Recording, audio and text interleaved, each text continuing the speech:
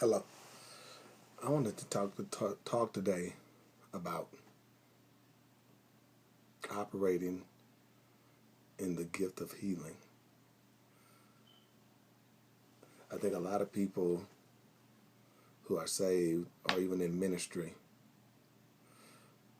are operating in a gospel that does not reflect the manifest presence of the Father when it comes to doing the works that He done. He said, "You should do these works, and greater works than these shall you do."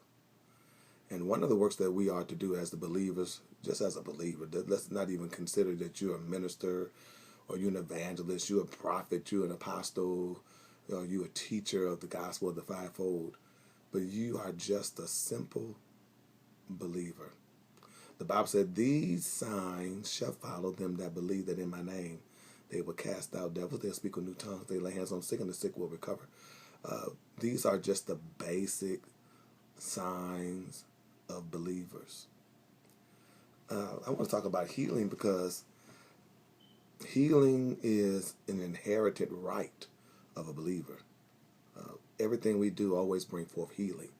If we preach the gospel, that's healing. We lay hands on the sick, that's healing. Everything we do is about healing and bringing wholeness to the person, mind, body, and soul.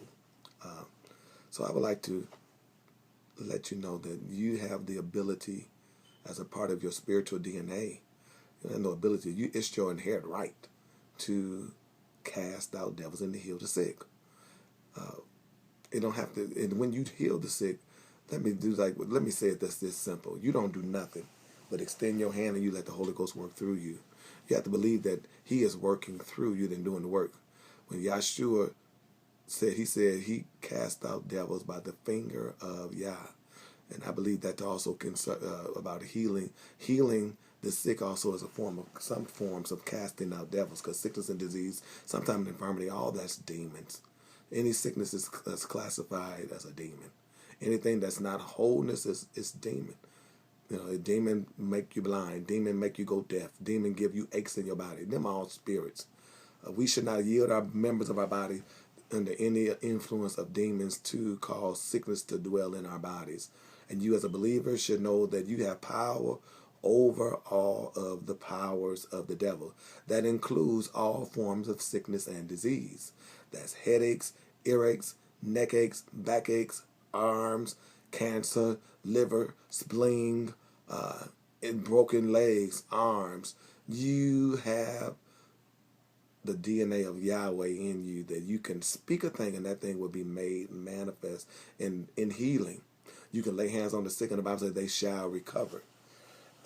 When I was first saved back in 1980, I was going with my pastor to go visit the sick.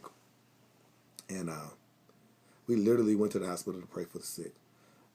Going with him to the hospital to pray for the sick, it looked very different from when I read my Bible, what I thought it should look like. But he was my pastor, and I was just saved, so I didn't know a difference between what it should look like and what it should or should not be.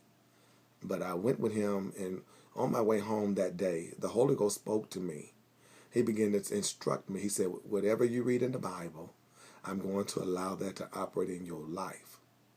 So what that meant was that the Bible would become my school teacher. It would be the Bible would be my mentor. The Bible would show me how to do the right way of doing things according to the way that He wanted me to learn to do it. So I started studying healing. And when I started studying healing, I studied everything that was concerning how He laid hands on the sick, how He touched them, how He did not touch them, how they touched Him, and how the virtue left His body. I studied everything that was possibly related to sickness and disease, how He healed the sick. Well, I want you to know that after that study, or after that series was over, and I began to study that, instantly I began to operate in one of the gifts of healing. And the gift of healing I operate in, where I was able to, if people get close to me or I touch them, I was able to pick up their conditions. I knew what they were, what the illness was that they were dealing with. That came from, I didn't even know that there was a such thing as the gift of healing according to 1 Corinthians, the 13th chapter. I just knew that because I was a believer, that this is some of the things that I was empowered to do as a believer. And so from that day to this, I can be in any settings with anybody, and the DNA of Yah will just allow me to pick up any condition.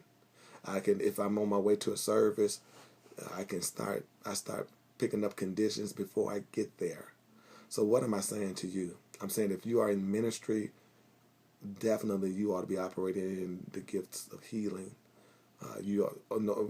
Lay hands on all sick people. Anytime you preach a gospel, you always should extend some kind of altar call where you can get in the face of the people and be God for them in those moments that they need, where you can show up and he can do everything he needs to do through you. Never preach a gospel that you're not there after you get through preaching, that you extend your hand to the people that are sick or to the people that are lost. Make sure the gospel that you preach is full of the power of salvation, where you have the power to bring people out of sin, out of sickness and disease, and out of being controlled by demons and being captive by the camp of the enemy. So I want you to understand, provoke us. The Bible said, desire the best gifts. This gift has become a part of definitely of my whole DNA structure. It matters not where I go or who I'm around. I can pick up their conditions and know that that is in the house. I can go get them and tell them this is what you got going on in your body. And that came from studying the word or just believing the word. You cannot be a believer and read this Bible day after day, month after month, and month after month, year after year, and don't believe what you're reading, then there is no manifestation for you. The whole world is waiting on you to manifest. Everybody waiting on you to take on your power. And so with that being said, I'm telling you today, you as a believer or as a minister of the gospel, you must wear the mantle of power. And with that power, go and heal the sick.